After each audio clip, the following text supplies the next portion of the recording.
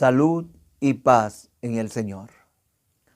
El Evangelio de hoy, en el cuarto domingo del tiempo ordinario, nos los presenta San Lucas en su capítulo 4, versículos 21 al 30. Y nos habla de ese inicio de la predicación de Jesús en su comunidad, entre su gente. Una comunidad que venía de conocer sus actividades en Cafarnaúm y en otros sitios donde había realizado algunos milagros, donde había hecho sanaciones, curaciones milagrosas.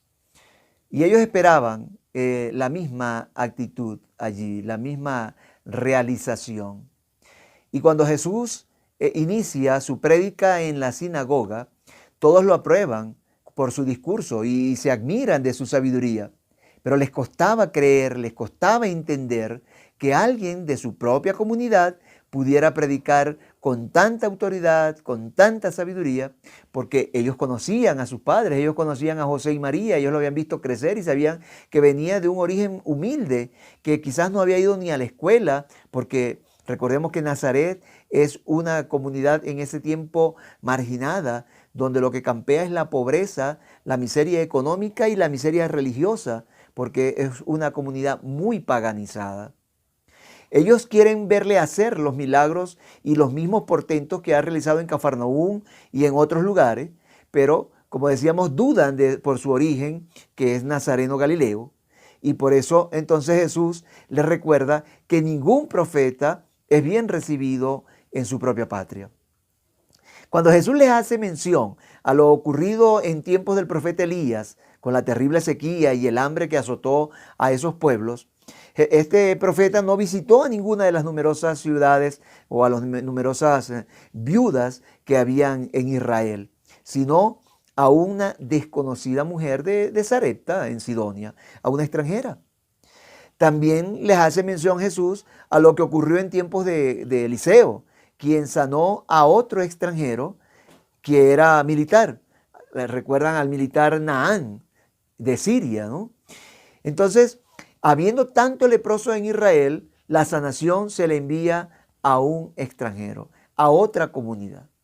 Y esta alusión de Jesús a la fe de los extranjeros, quienes eran considerados en su tiempo por los judíos como unos perros, como una condición de segunda categoría, molestó tanto a los congregados en la sinagoga que de inmediato pues lo sacaron para tratar de lanzarlo por un precipicio fuera del templo, fuera de la sinagoga. Pero él extraordinariamente se les escapó de entre sus manos. Inexplicablemente se les esfumó y no pudieron lanzarlo. En este texto de San Lucas podemos entonces observar varios detalles importantes.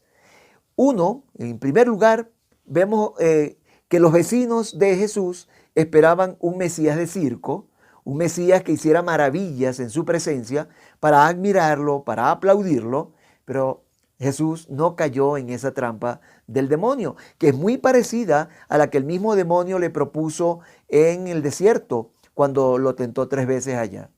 Jesús no era ningún actor, Jesús es Dios y se manifestó como Dios en ese momento.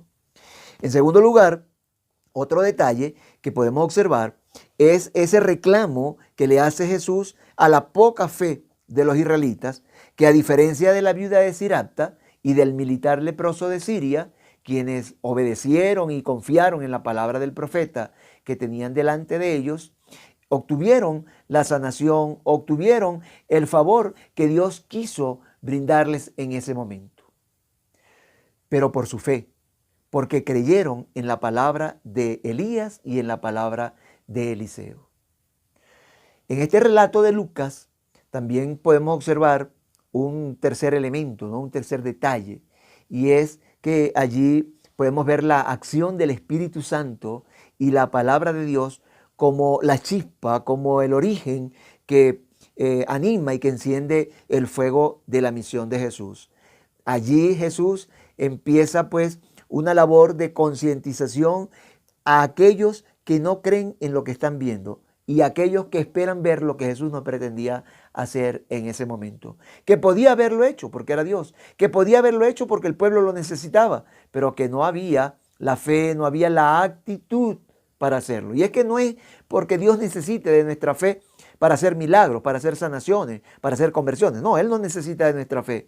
Pero cuando hay una oposición a la acción del Espíritu Santo, por supuesto, Dios no actúa porque esa persona no está preparada o esa comunidad no está preparada para recibir la acción portentosa de Dios en sus vidas.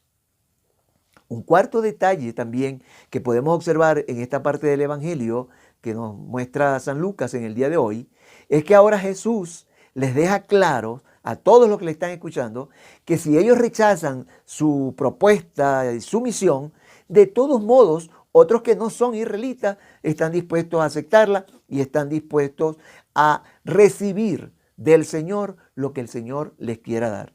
Recordamos aquella otra extranjera en otra parte del Evangelio donde le dice ella, Señor, pero es que de las migajas que caen de los platos de los niños, los perritos también comen. ¿Se acuerdan, verdad?